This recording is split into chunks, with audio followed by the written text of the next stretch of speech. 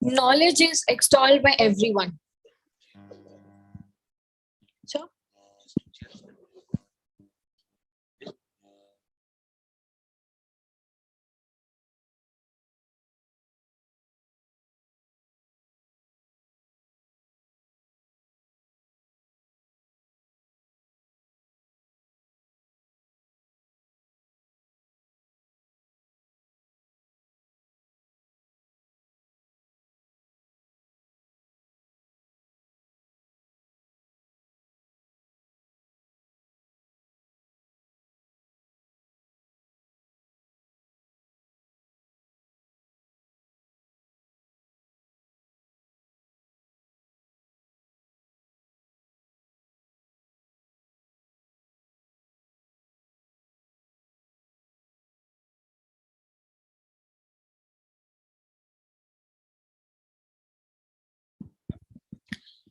very good morning to one and all present here to this magnificently glorious day. Distinguished guests, respected professors, and my fellow students. It is with utmost pleasure that I, Vaishnavi Pujari, and my co-host Ankit Gupta, on behalf of the IIM fraternity, welcome you all to the ISDSI Global 2021 conference, patronized by the best of academicians, acclaimed researchers, and champion institution builders from across the world, and devoted to the mission of promoting data sciences, innovation, and entrepreneurship. Since its foundation in 2015, the Indian Institute of Management Nagpur has strived to create value-driven leaders, global managers, and entrepreneurs with strong conceptual foundations and an analytical approach that helps students excel in their chosen fields.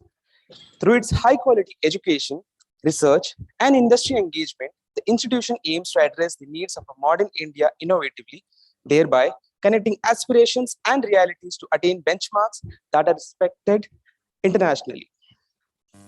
We would like to introduce our first panelist, Dr. Atish Chattopadhyay. He is presently Director of Jagadish Seth School of Management, Bangalore. He is the first recipient of the first YK Bhushan Memorial Award for his outstanding contribution to management education instituted by the Higher Education Foundation of India. He held leadership positions in leading institutions of India as Director, IMT Ghaziabad, Dean, Micah, Ahmedabad, and as Deputy Director at SPJMR, Mumbai. We are honored to have you here, sir.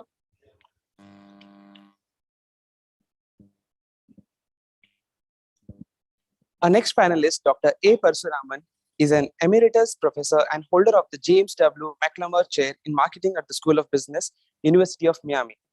He is also the chairperson of AIM Parsuraman Center for Service Excellence at Jagadish Seth School of Management. He received the Academy of Marketing Sciences Outstanding Marketing Educator Award in 2001 and was designated as Distinguished Fellow of the Academy in 2004 and many other awards. We are honored to have you here, sir. Our next panelist, Sandeep Puri, is an associate professor of marketing at the Asian Institute of Management, Philippines. With around 27 years of work experience in industry and teaching, he specializes in sales and marketing. He has significant publications, including 2 publications in Harvard Business Review. He has more than 70 case study publications. We are honored to have you here, sir. Okay. Our next panelist is Dr. Suraj Kamiri. He is an Associate Dean and Strategic Initiative Lead at the University of Albany School of Business. Dr. Suraj Kamiri has done his Master of Management Studies from University of Bombay, India, and then completed his MA in Business Administration and PhD in Business from University of Nebraska, Lincoln. We are honored to have you. Our next panelist, Dr. Anshuman Ghost, is a data science and strategy leader with 11 plus years of rich experience in leading technology, media, and retail companies. He is the head of data science at Sony Research India. Earlier, he has held leadership positions at Disney, Target, Wipro, Grab, and Spice. He is a visiting professor at top institutions such as IITs, IIMs, and IISc. He is a PhD and MBA topper from XLRA Jamshedpur and a computer engineer graduate. We are honored to have you here, sir.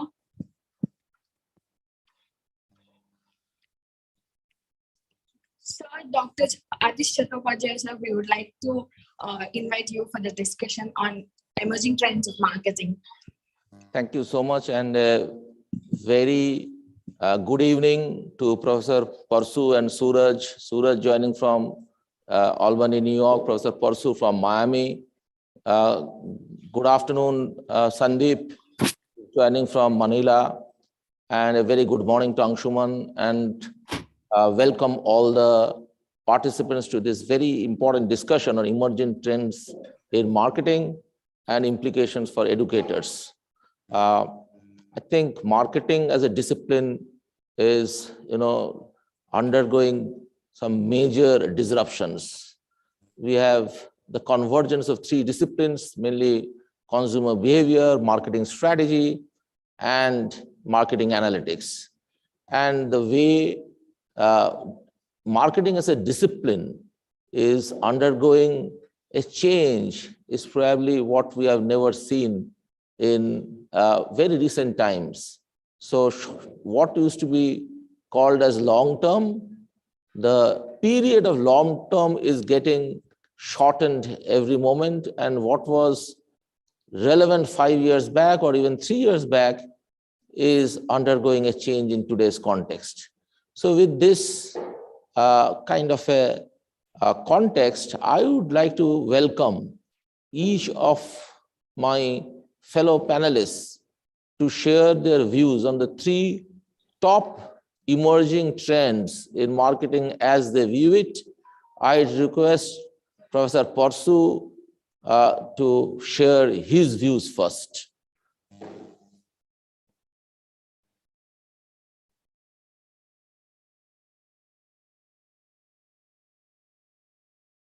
Sir, you need to unmute yourself. Sorry about that. Thank you, Dr. Atish, and a very warm welcome to my fellow panelists. Dr. Atish, you asked for three major trends. I mean, there are lots of trends that one could talk about. But let me just pick three, which are basically fundamental and not totally independent of each other, as you will see. The first trend I'd like to highlight is that marketing decision-making is becoming increasingly dynamic. Now, what I mean by that is, marketing mix decisions, the 4 Ps, and decisions pertaining to those are occurring more and more on a real-time basis, as opposed to something that is very strategically thought through and so forth. It's really consistent with your view that, the long-term horizon is gradually decreasing in terms of time. Even if you take something like pricing, probably is the most visible aspects of marketing mix in terms of dynamism. For many sectors today, for the airline industry, the hotel industry, online shopping, prices change almost instantaneously. So that's becoming very dynamic. So one of the challenges then is, how do companies cope with this dynamism? Prices are changing, but are they the right changes in the right direction? I think we need to know a lot more about that. In each of these major trends, there are behind the scenes data analytics. You mentioned data analytics as one of the, marketing analytics as one of the major forces in these days. But are they the right analytics? Are they providing the right insights? Is still an open question in my view. So that is trend number one. Marketing decision-making is becoming increasingly dynamic. The second trend that I would like to highlight is if you look at buyer behavior in terms of pre-purchase behavior, during the purchase behavior, and post-purchase behavior, I would claim that increasingly the relevance and potential impact of marketing, I think, is shifting from pre-purchase to purchase and, most importantly, post-purchase. In other words, you can also call this as the marketing's role is broadening, in the sense that, even 10 years ago, 15 years ago, marketing's focus was on customer attraction, for example. How do we design a marketing mix to optimally attract customers? I think that's gone out the window, in my opinion. I think the shift now has to occur, and it's already occurring more towards, the during the purchase experience, and more importantly, post-purchase experience of consumers. A third trend, which I think needs to be addressed, is kind of flows from the first two, and that is that customer experience management is becoming increasingly important. And one of the primary drivers of that is that the boundary between physical product offerings and services is blurring. In other words, of course, those of us in academics know the service dominant logic, the Virgo and Lush type of work, which is kind of seminal work, which is now 15 years old and has spawned a lot of new research. And I think, basically what the Virgo and Lush argue is that everything is a service these days, which is another way of saying that it all depends on, the effectiveness of marketing really depends on the customer's experience, regardless of what they buy or products or services, really doesn't matter. So that, again, I think is a very important trend that's going to become increasingly important in my view. Thank you, sir. So Very important 3 points.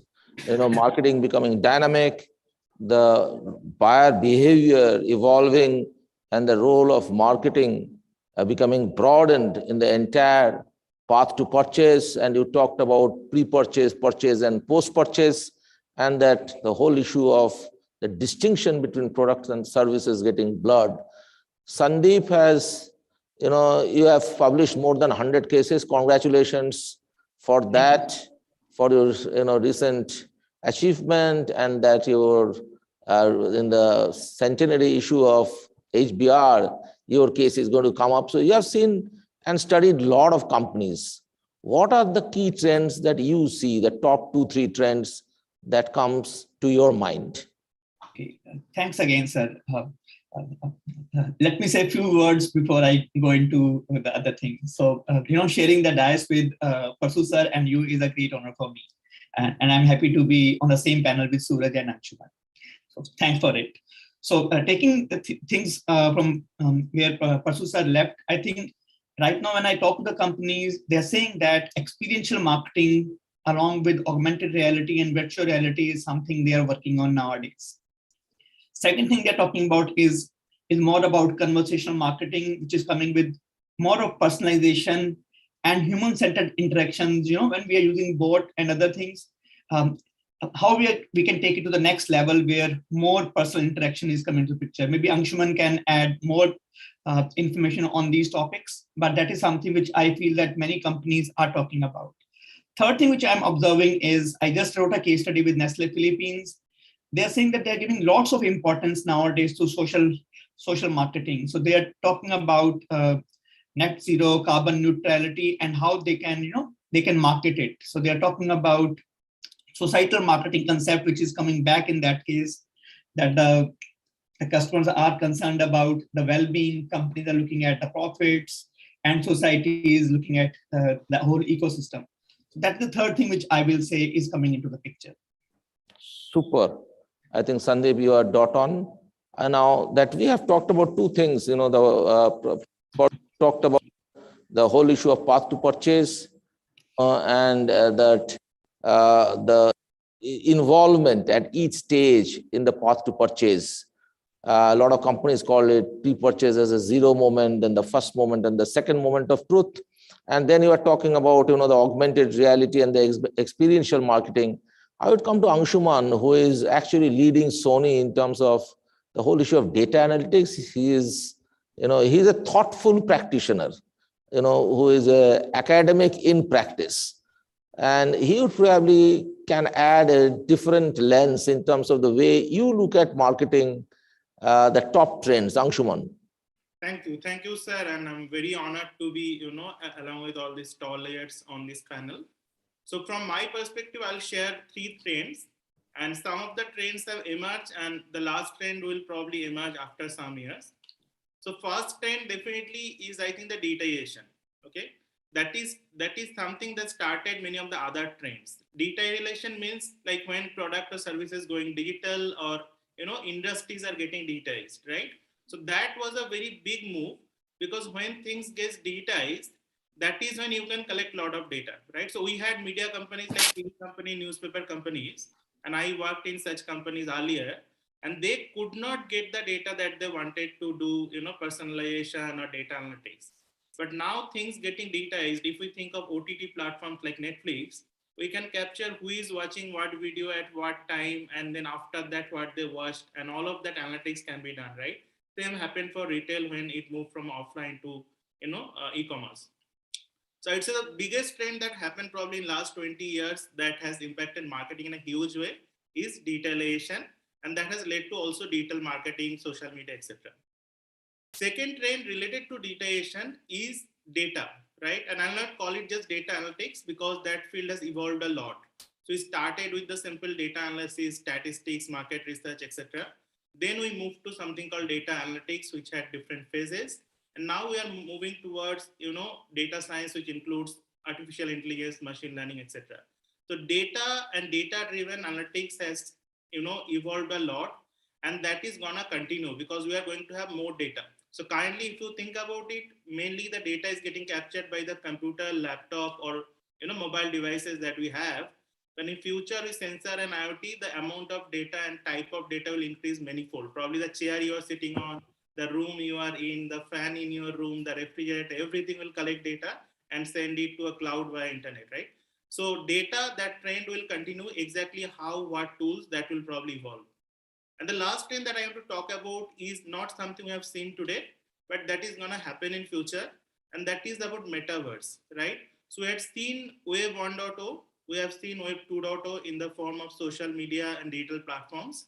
But we are going to probably see a future maybe 5-10 years from now, where we'll be living our lives in the virtual world. And how that world will it be AR, VR, or something more? I don't know for sure.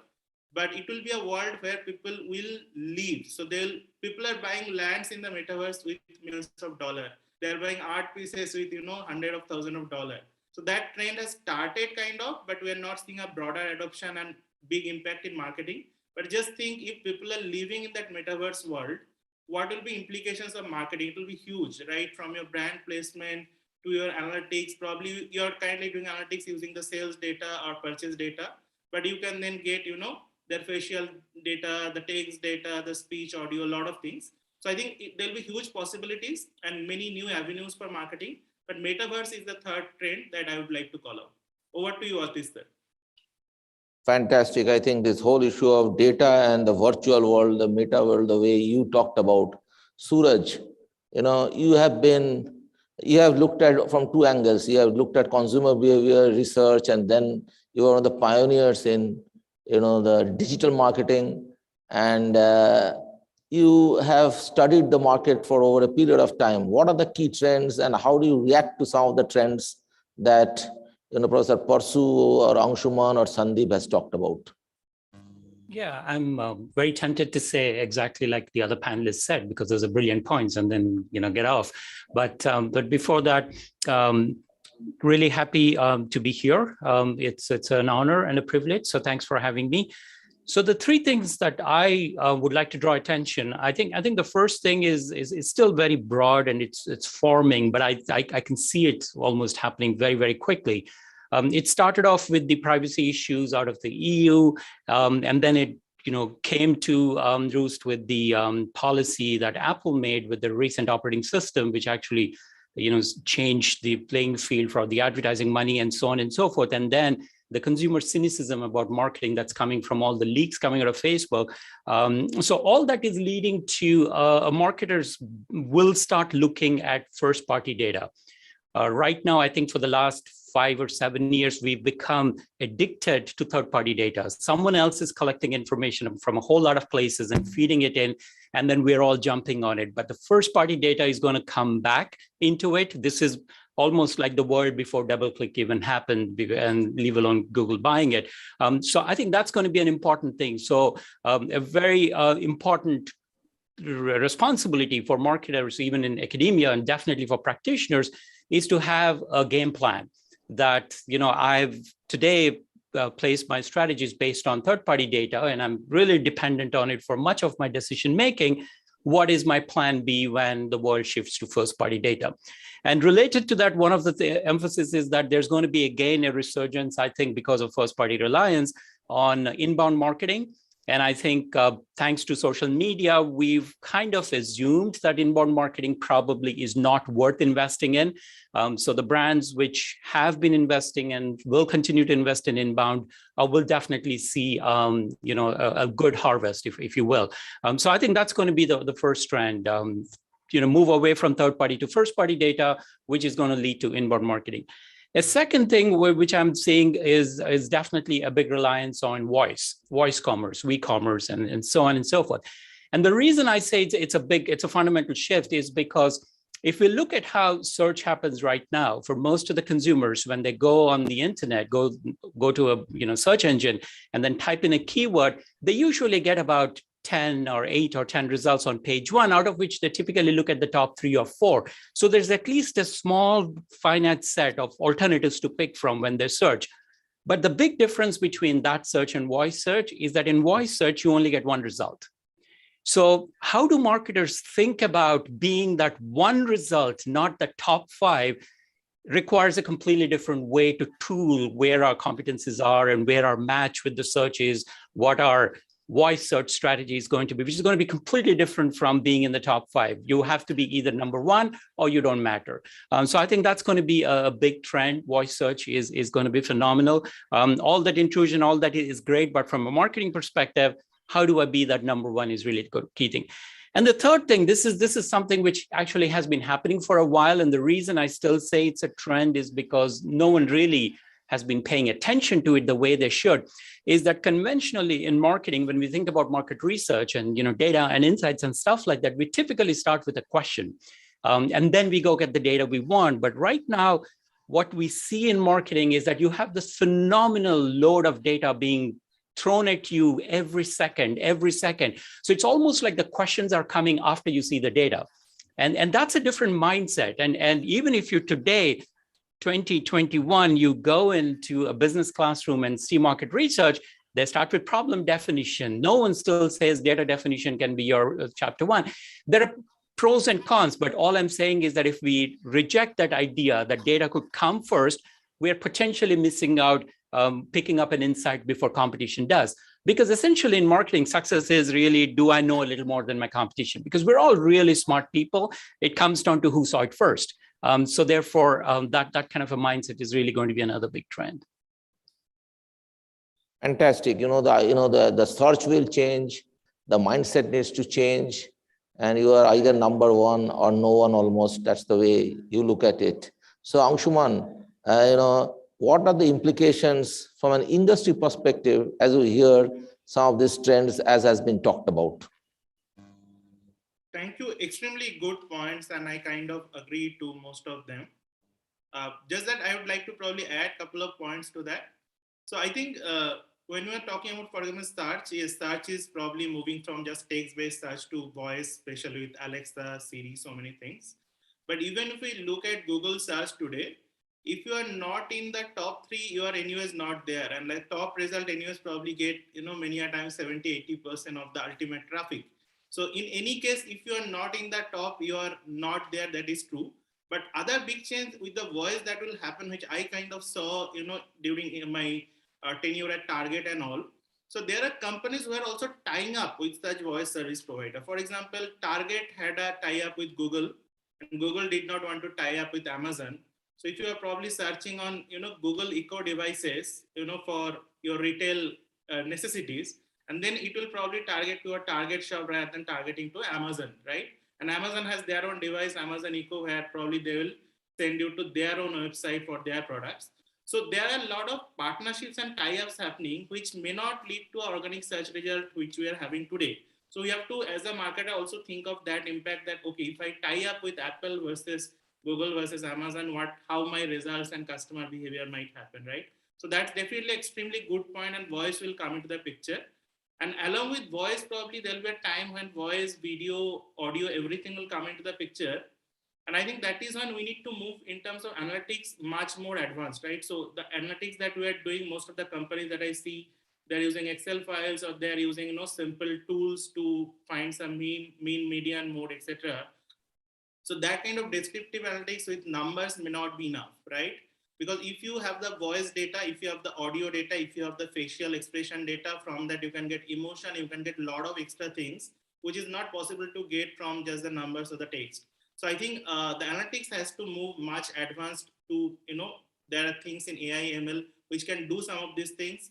I think we'll probably discuss at some point things like NLP or natural language processing, which can work a lot on the text and the voice and those kind of data, as well as computer vision can have a huge impact.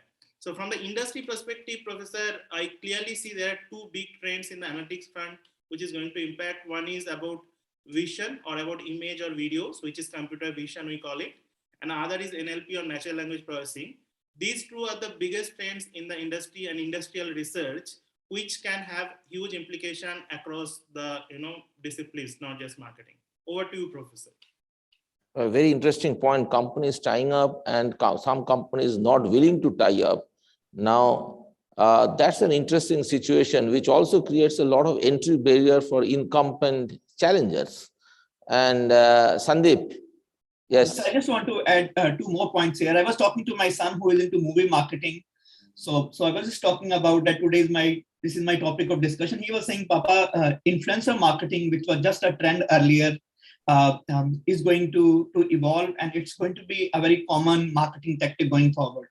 The other thing he was talking about was native marketing. Suraj just talked about inbound marketing. So many companies are combining native marketing with inbound marketing to be more effective. The third thing is, I think story-driven content visualization is something which is becoming more important. Companies like Google, Pinterest, they're investing lots of money in visual search technology. So these are a few other trends which are happening in the industry at this point of time.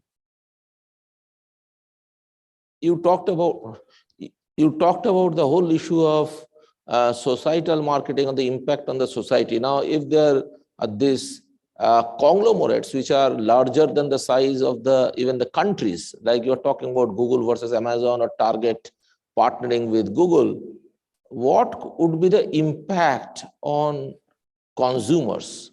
Whether the choice will broaden, get restricted, or is it that the entire distribution will be managed by or owned by a few large players, and there will be only small manufacturers or suppliers left?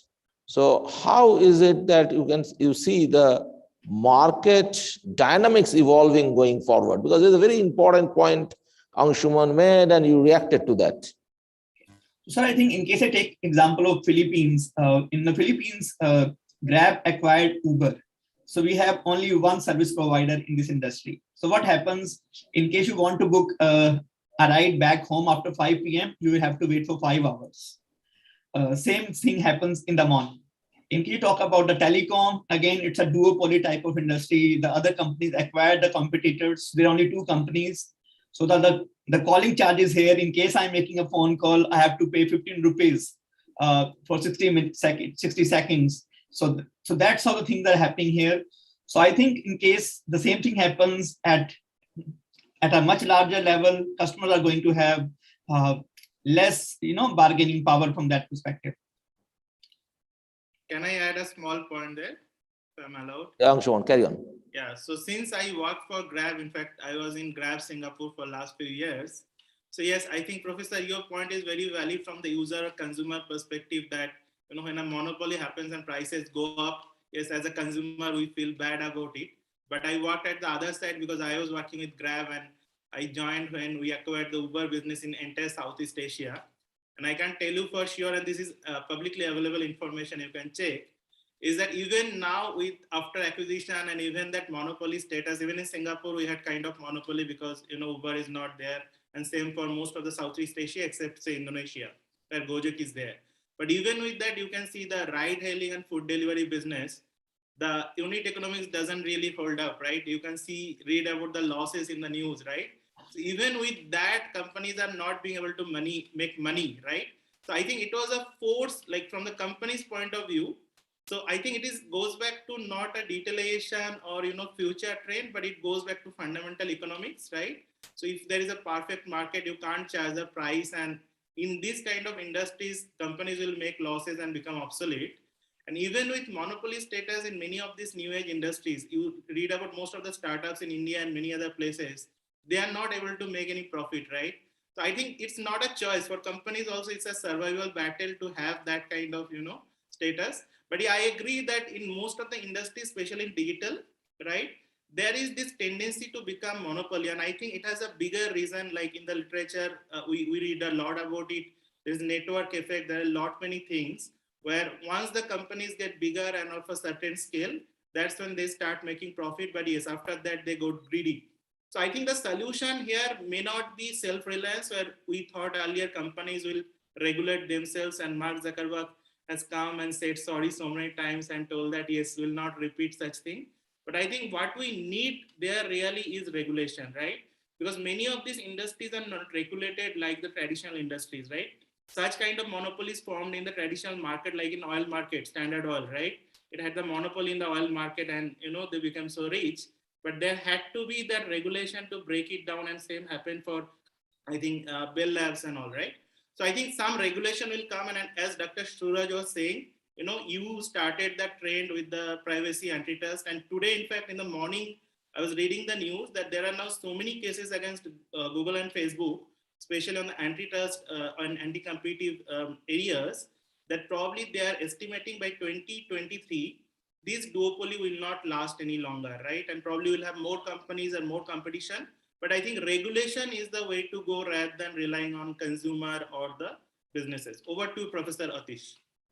So Atish, I want to just add one thing here. I think to your question specifically about what will it do to competition and choice? Will it be a foundational change? I think one of the luxury we have in academia is that we don't have to declare quarterly results. So you get to take the long view, and if we actually zoom out, we tend to see that, well, actually very little changes over time. In fact, incredibly little changes over time.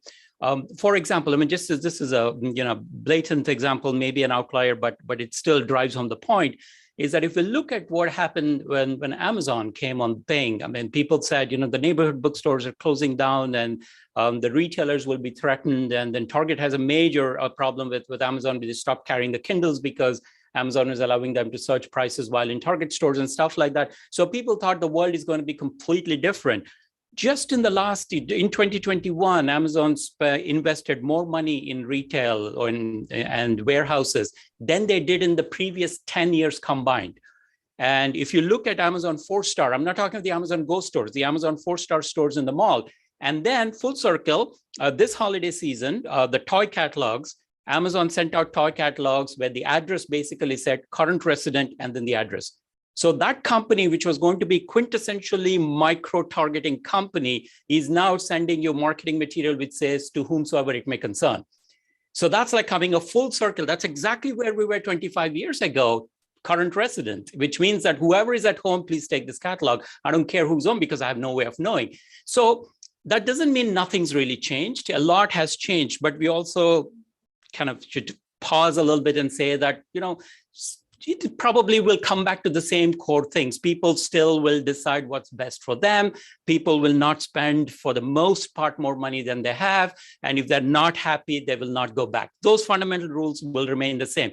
Now, how do we as marketers optimize our own investments between these 2 steps or 3 steps is really what is going to change. But the foundations, I don't think will change too much, because I don't think we'll ever be in a world where people will say that I will make a bad purchase decision, and I'll go back to the same company again and again and again.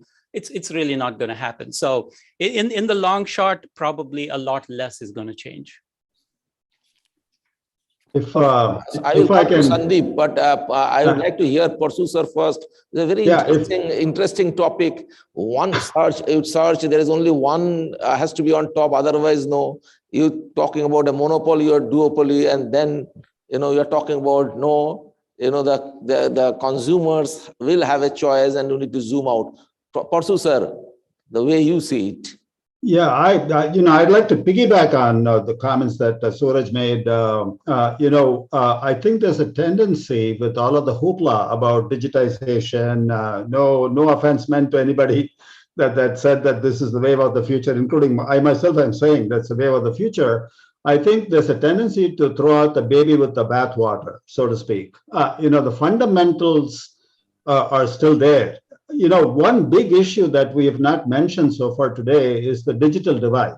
You talk about Google and, augmented reality and all of those things. Those apply to, for the world population, those apply to probably less than 50%, I would say, that are going to be swayed by these kinds of marketing trends and techniques and marketing strategies and so forth. I mean, there's a huge, more than 50% of the world population that is still living from hand to mouth, so to speak. And, with C.K. Pragalad's seminal work on, there's a fortune at the bottom of the pyramid, or whatever the exact title was of his seminal book, there's a lot of marketing opportunities still there. So the question I would like to raise is, the topic is about what are the implications for marketing education? What do we teach in our classes? Should we just forget about all of the basics and then talk about the latest techniques and trends and so forth? Or is there still a place and a room for talking about some of the basics? Because there is a very large portion of the market, in my opinion, that would still be, amenable and, relevant for traditional marketing techniques. So I just post that as a question. Interesting observation, sir. What do you teach in the class? And there is a bottom of pyramid, and there is a large population there. So I think a very interesting question is, Sandeep, how what do you teach in the class, given that this is the how things are evolving?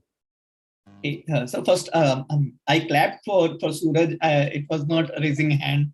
I was just sorry. I just clapped for Suraj's point. So I think the fundamentals of marketing are still in place. It's more about, if we talk about, for an example, STP, how we are doing it is changed, but still STP is still intact from that perspective, right? How we are talking about our competitive strategy, still we have the basics, but how we do it is changing.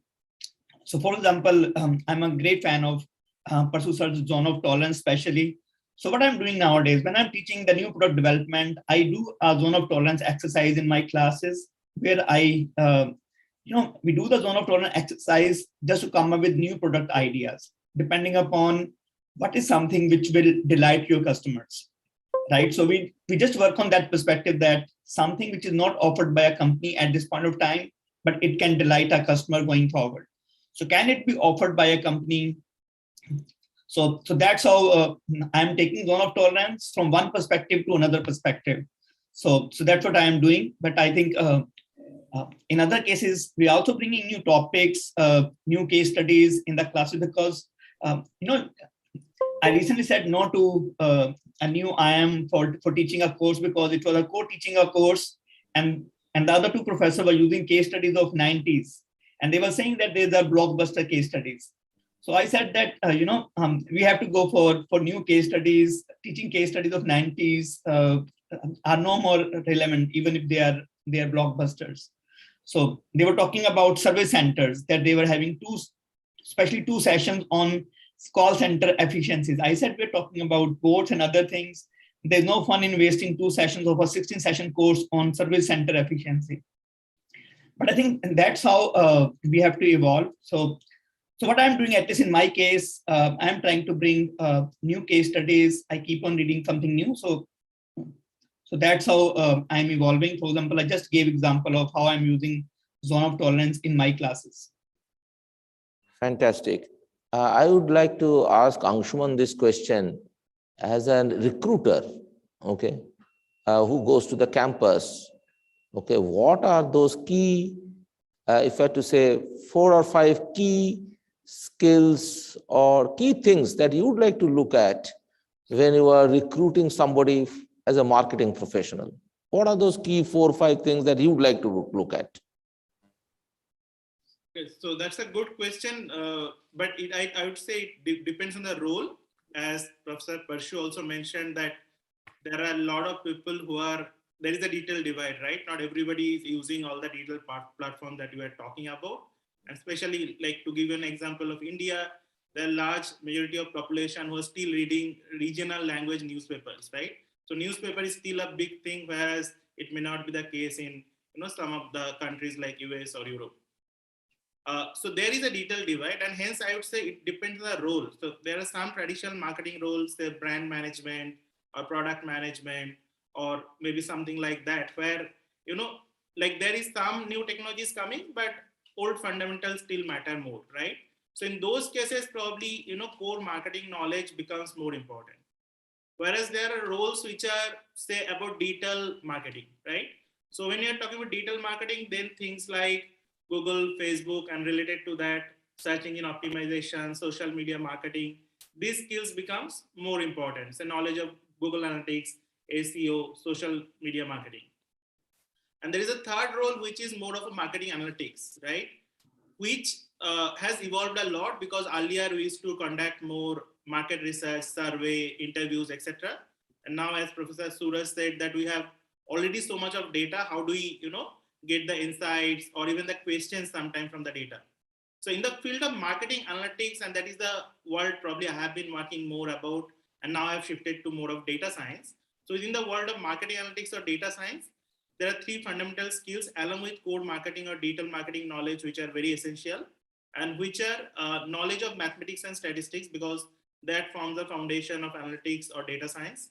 Second is some knowledge of computer programming, right? Because if you want to process so much of data, you cannot do it hand or probably with an Excel file, right? So you need some knowledge of computer programming, maybe a knowledge of Python or R. And third is also look at the knowledge of the domain. So if you are going to probably hire for a retail company, for example, I worked for Target earlier, then probably a knowledge of retail and retail marketing will be essential. Similarly, I work for say Grab or now Disney or say Sony, like Disney and Sony are more into media. So in media industry, then some knowledge of media, and like if I'm working for OTT platform, the knowledge of OTT online media will become more important. So that's the domain knowledge. So in the so I think it depends entirely on the role and which company, which country you are working in. So there can be countries and role where probably traditional marketing is still very relevant and will remain relevant for some time. But if you are working in digital marketing, the roles are very different, and skills that people need are very different. And again, there is a field of data analytics or data science where it is probably much more different than traditional marketing. So what to you, Professor? So thank you so much. A very interesting perspective that depends on the role, and it clearly categorize three roles: the conventional roles like product or brand management, then the roles in digital marketing, where you need social media, Google Analytics, etc. And then the whole issue of analytics, marketing analytics, where data science becomes a very important skill.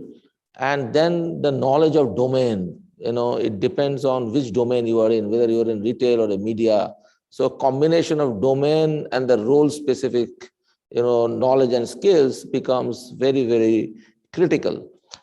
Suraj, I would like to ask you this question. Given the changes that we talked about, I think, when Professor Parshu first talked about that the involvement across the path to purchase, then the whole issue of, even the societal marketing becomes, or assuming significance that Sandeep placed it, the issue of experiential marketing, and then we talked about this whole issue of meta world, and then you are talking about those algorithms which makes the search so sharp. And then we are talking about these roles, and there is a divide. You have the bottom of the pyramid, and you have the, you have got a company which are, like duopoly or monopoly kind of a situation where companies enjoy enormous power. What would be your recommendation in term, if you are, I'm just making this as, assuming that you are the area chair of marketing. Okay. What would be your key concerns? How would you look at this and react? I'm not making it specific, how you do look at the situation as an area chair of marketing? I think there are two things when we're looking at it in terms of the implications for us as faculty. We have to really separate about three things. I think one is, what is a prerequisite and what is the core concept and how do people learn to apply the core concept? So there are three things normally when you think of curriculum. So sometimes can you repeat that for the benefit of our viewers?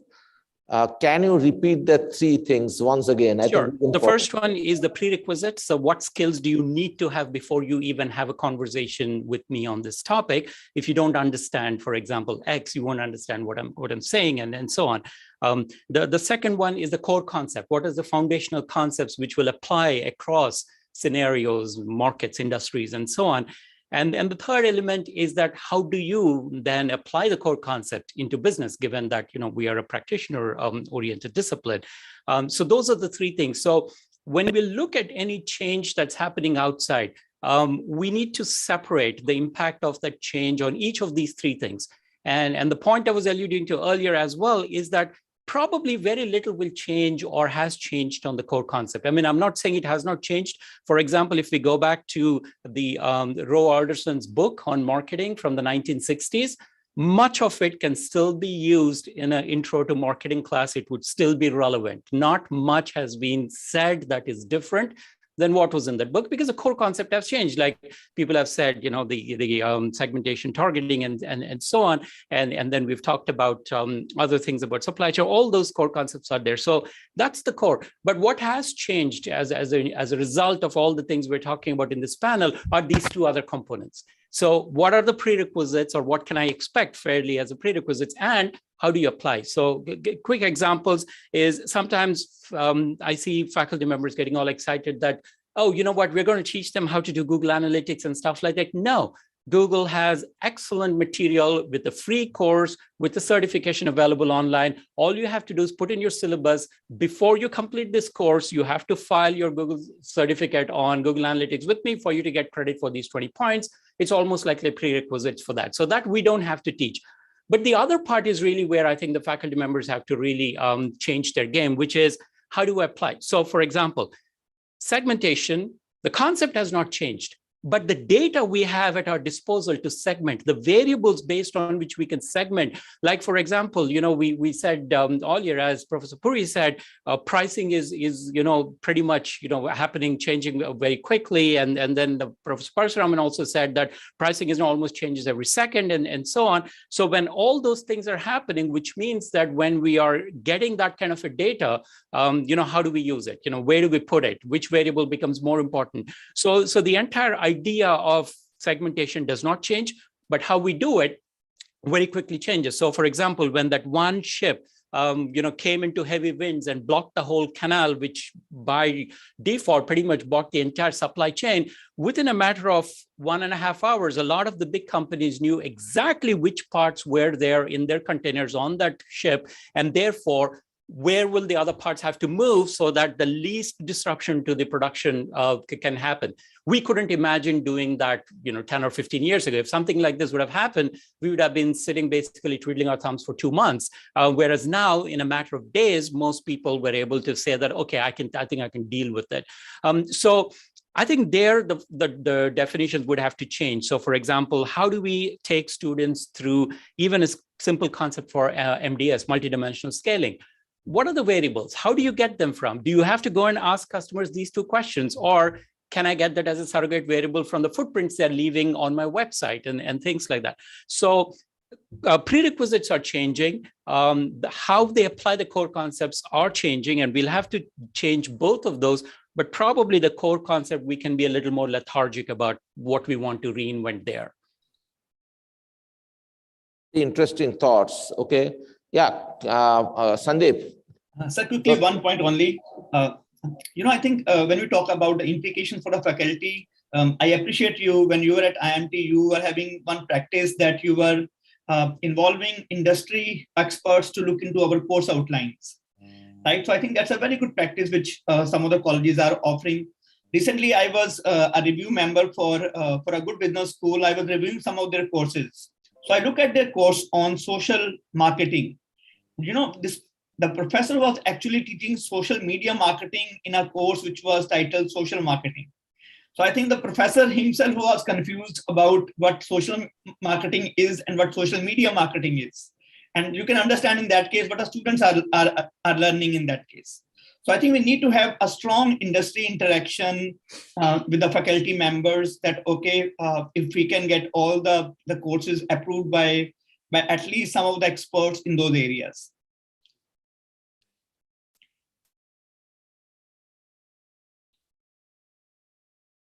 Two things that you talked about is that whole issue of review of the course outlines by the industry, and then you talked about the whole issue of faculty. And I think Suraj mentioned three very important points, that while the core concepts remain the same, how do you use data to apply? For example, how do you do segmentation? The concept of segmentation remains same, but given the availability of data, how do you use data? How do you use it? And what would be the kind of certifications which needs to back it up? And the whole issue of prerequisites. Now, it is easier to involve industry and get the outlines reviewed by the industry, no doubt. But ultimately, it is the delivery which creates the difference. And that creates challenges in terms of faculty development and institutional change. Professor Parsu, I would like to hear from you, what are the challenges that you see from an institution perspective? From an institutional perspective, based on my experience and also some of the examples that were shared, for example, Sandeep, you were saying that you declined to teach it, team teach a course in one of the IIMs because they're using 90s cases. One of the problems is that, some of the faculty are 20 years behind. They have the comfort level of those cases that they've taught so many times that, they might also be rationalizing that their prep time will be much less because they've done it so many times. So let's go ahead and use it. So I think one of the key elements of faculty development is, especially for Industry 4.0 and Curriculum 4.0 type of challenges that we are, ultimately have to deal with, is that, I think faculty need to sort of get out of their comfort zones. I think they have to go against the grain. I think they, I don't know how we do it. You're a director and there are other directors. I think that's one of the challenges. I think, this comfort zone aversion has to be inculcated in faculty, and they need to keep up with the trends and so forth. And another thing that faculty need to be continuously, retooling themselves, reading beyond, what they normally would read, which also ties in with, a cross-functional sort of exposure, cross-functional interactions. My own feeling, based on several universities that I've been in, is that the siloing of functional areas is much more prevalent in educational institutions than in industry. Anshuman, you can correct me if I'm wrong. I think industry practice is far ahead of breaking some of these silos. I think cross-functional teams and cross-functional, working together is much more common. But I think most educational institutions, I dare say, are still in the silo. Marketing people don't talk to finance people, and they don't talk to accounting people. This is a big problem. And they even look down upon journals in the other disciplines. Somehow they are, beneath their level. So these things have to change. I think the infrastructure within educational institutions had to change. The culture has to change. And also, I would add one more thing. Faculty need to become creative if they want their students to be creative. I would say that one of the, you asked Anshuman about skills that they look for, but I'm sure you'd agree that one of the most important skills now would be to be creative, regardless of what type of bucket the role is, whether it's marketing analytics or the traditional marketing or whatever you want to call it, two or three buckets that you mentioned. I think creativity is going to be becoming increasingly important. So I think that needs to be inculcated. But if the faculty are not creative, how do you expect students to be creative? Sandeep, thank you. I had not realized that the zone of tolerance could be used for teaching, students to come up with innovative products that can delight customers. So I'll file that away. I didn't think that concept. But again, I applaud you for thinking out of the box. How can we use this concept? So that is the kind of thinking I think that needs to be inculcated in faculty. And another, talking about, comfort zone aversion, creativity, and so forth. I'll add one more C to the list: communication skills. I think communication is very, very critical. I think oral and written communications, they're not going to go away. Of course, now teenagers and young people talk with emojis and all that. All that is fine, but I think the fact is that I think the truly innovative entrepreneurs, for example, they are very good communicators. They're kind of like the cream of the crop. They're really successful entrepreneurs, that they have created their own businesses, even in the new digital space and so forth. I think one of the great reasons for their success is their communication ability and the ability to convince, VCs and other people. So I think, regardless of what we teach, I think the ability to communicate clearly and compellingly is one of the things that I see lacking in most students that I've dealt with. And they are very, very smart people, but they just cannot get their ideas across. Thank you, sir.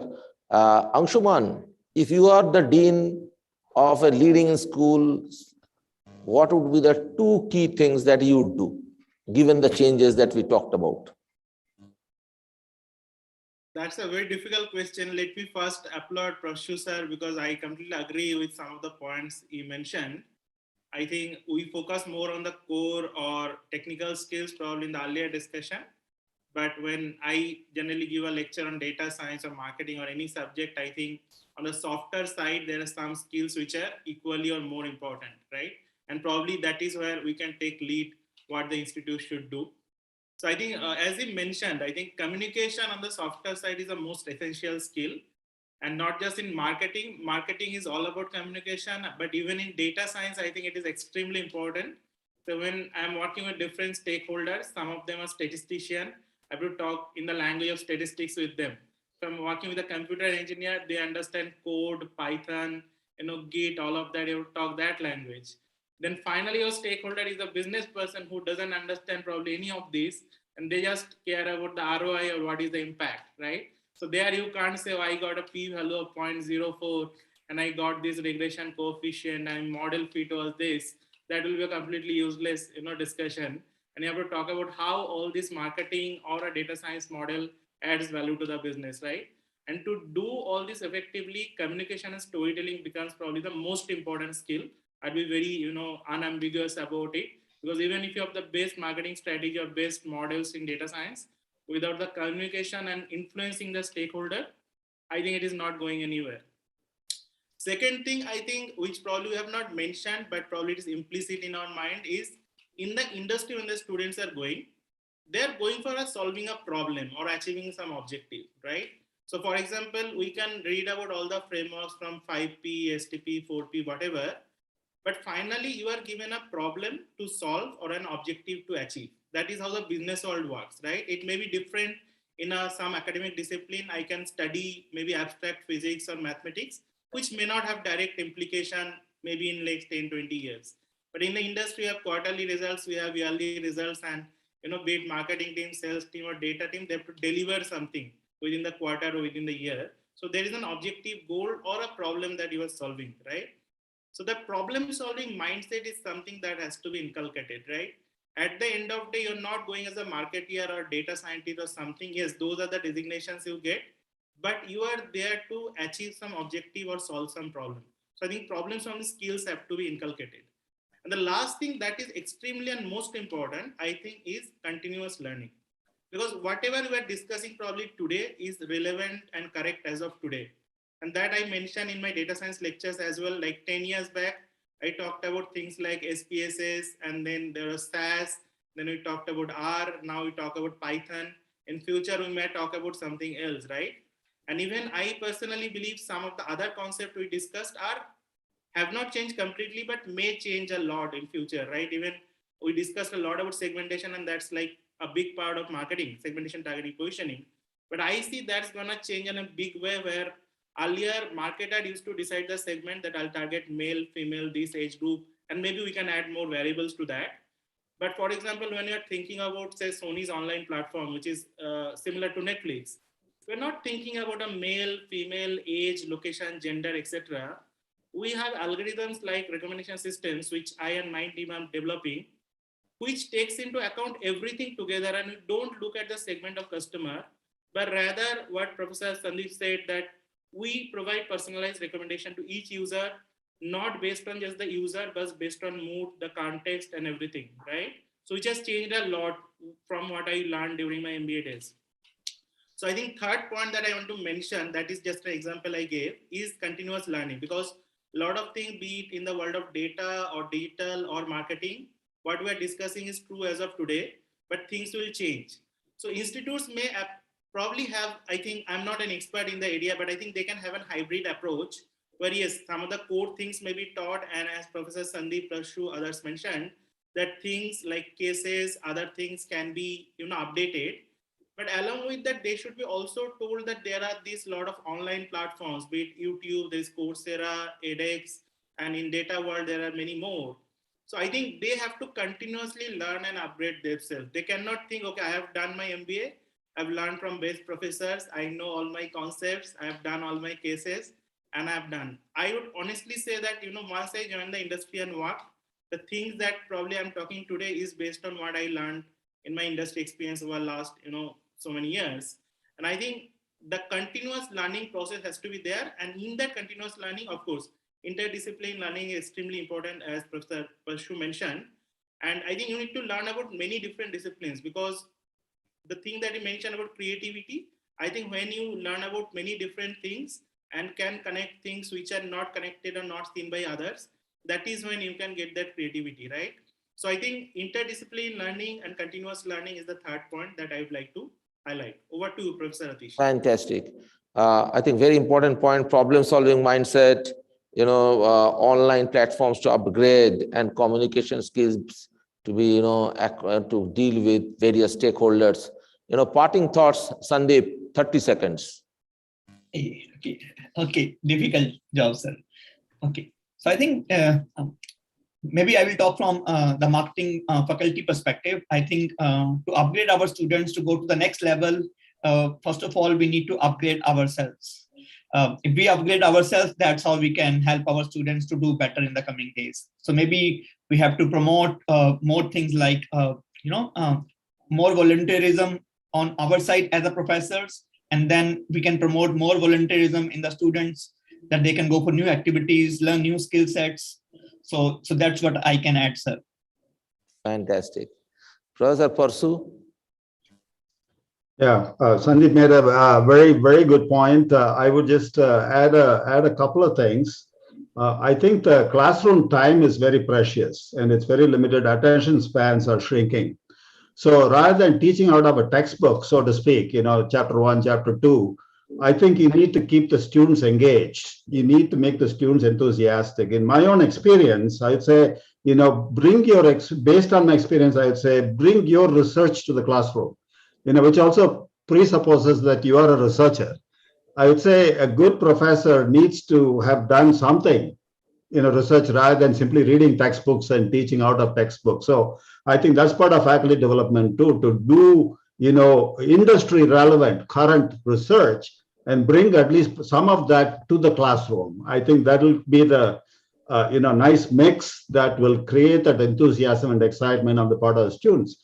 And like Suraj was saying earlier, there are lots of things that are available on the net that students can learn on their own.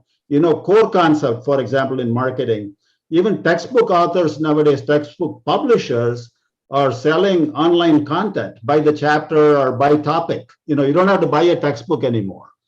So why waste class time talking about, spending 2 sessions on the 4 Ps? You wouldn't do it. You mentioned it in class and say, okay, go check this online thing. And, you can test the students on that just to make sure they have the fundamental knowledge, but use the class time much more creatively, like the exercises that Sandeep apparently is doing very well in class. I think that would really excite students. Thank you, sir. Suraj, Anshuman represents industry. Parsu, sir, is, has looked at things from a very different perspective, taking the, and talked about the whole issue of cross-functional, teaming and breaking the silos, which Anshuman also reinforced, and the whole issue of problem solving, continuous learning, and the issue of engagement and how do you use class time. You are, in academic administration, so to say, being an associate dean, senior associate dean at SUNY, the very important school. What would be your suggestion in terms of to the faculty, to the students, and also maybe to some of us who are like academic leaders, given what we discussed? Sure. It's not going to be a very popular opinion, but since you ask, I will say it. I think on the first day in my intro to marketing class, I tell my students that one of the nice things about being in marketing is that if you mess up, no one's going to die. Imagine if I was teaching you how to conduct surgery. If I teach you something wrong, people will die. And I only mean it in jest, but I think sometimes faculty members, I'll explain the reason why, tend to push it to the other extreme, that there are no consequences of not being a good teacher in a business school. I think we should leave that mindset. And that mindset is perpetuating, unfortunately, is when I go around the world and look at different schools, especially a lot of schools which are more recently embracing a research culture, their administrators are willing to adopt and the faculty, encouraging the faculty members to have this compensatory mindset. If I publish an article, I don't necessarily, I can get a course release. And why? Is teaching a punishment? I mean, if you really think that your reward is not to go into the classroom, you're in the wrong profession. Please join a research center. Don't come into a university or a college. And this whole idea that, we'll look the other way on teaching evaluations. If someone published, compensatory model works very well if we are looking at the quality of the compensation. Any research we can't write off somebody else as co-teaching. I think if we stop treating research as, as primary, that's the ultimate goal. And then there's this whole lot of teaching. If we simply accept that, nowhere else, in no other profession will we get twice a week to stand in front of what the next generation is going to look like. This is our first pulse of the future. How many professions can have that? And I will not forego anything to do that.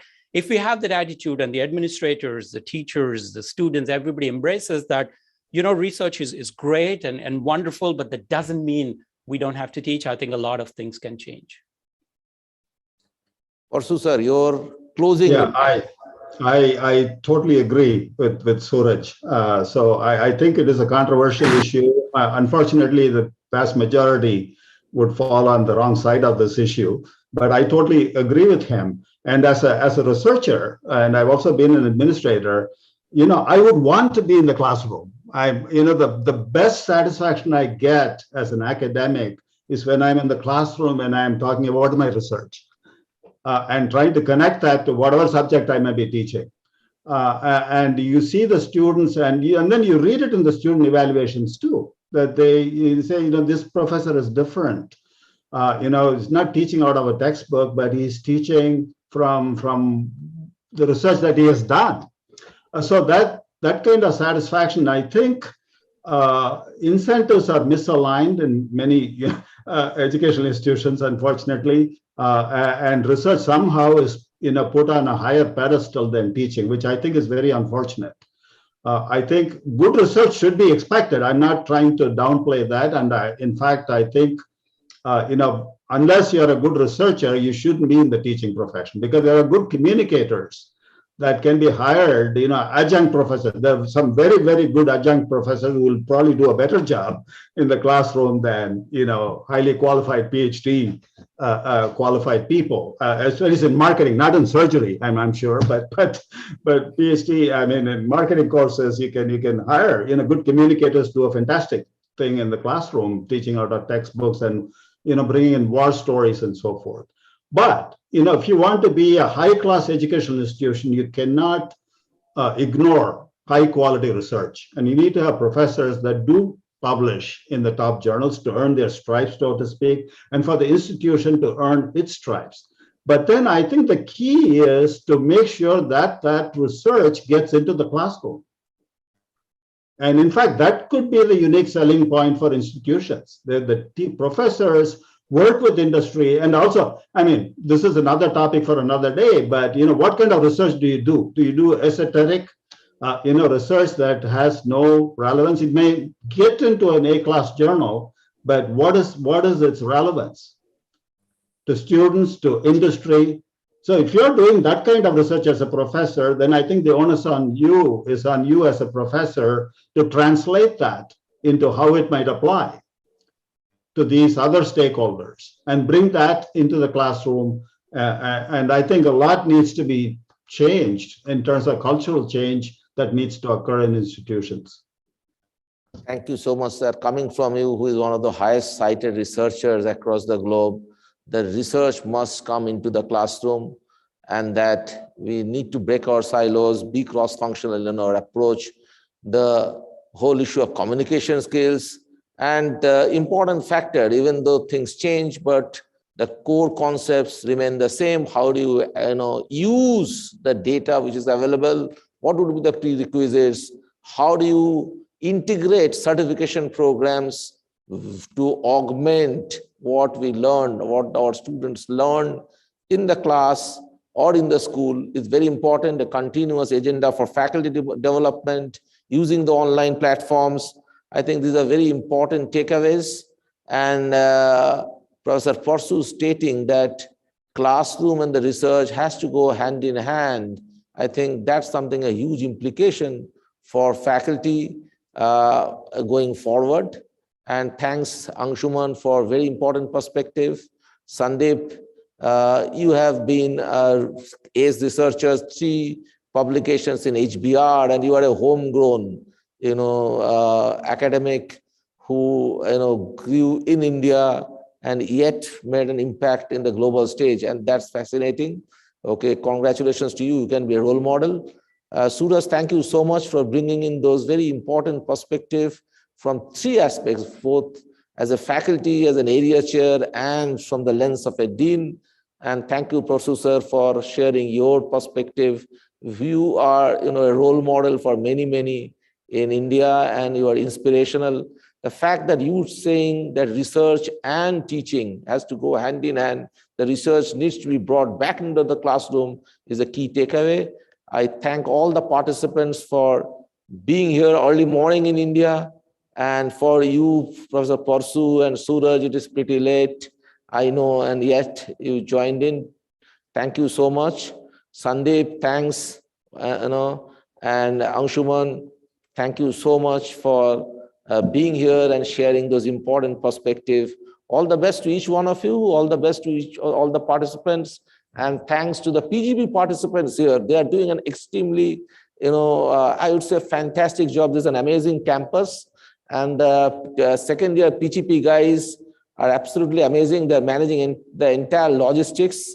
And, I think to get a new campus up in this short time during the COVID time and yet make things happen, kudos to you. Congratulations to the, I think all our participants should give a big round of applause to all the PGP guys in Nagpur. All the best to, Professor Avasthi and your team, the faculty team led by Professor Maitri and the administration team. A big round of applause to you. A big round of applause to all the participants who came in today in large numbers. Thank you so much. And I think our panelists deserve a round of applause. Thank you so much. Thank you. Thank you. Thank you, everyone. Thanks, The everyone. discussion Happy was New very Year. fruitful. All Bye-bye. the students of IIM Nagpur are really thankful and for your experience and your insightful thoughts. And now I would request Professor Prakash Awasthi sir, Chairperson MBA at IIM Nagpur and Conference Chair at ISTSI Global 2021, to deliver present you a memento as expression of gratitude.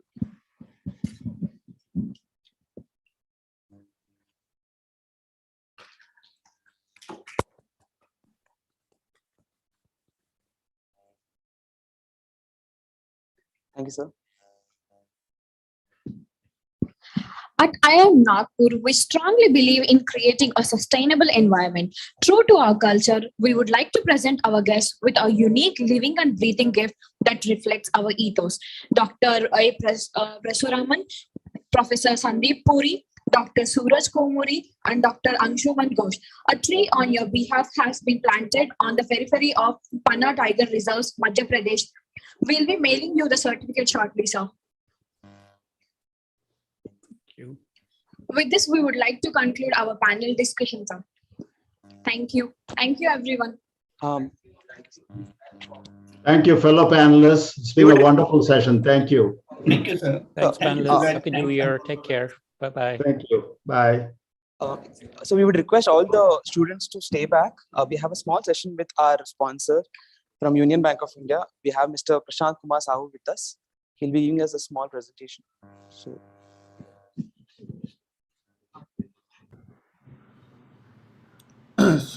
So shall I start, sir?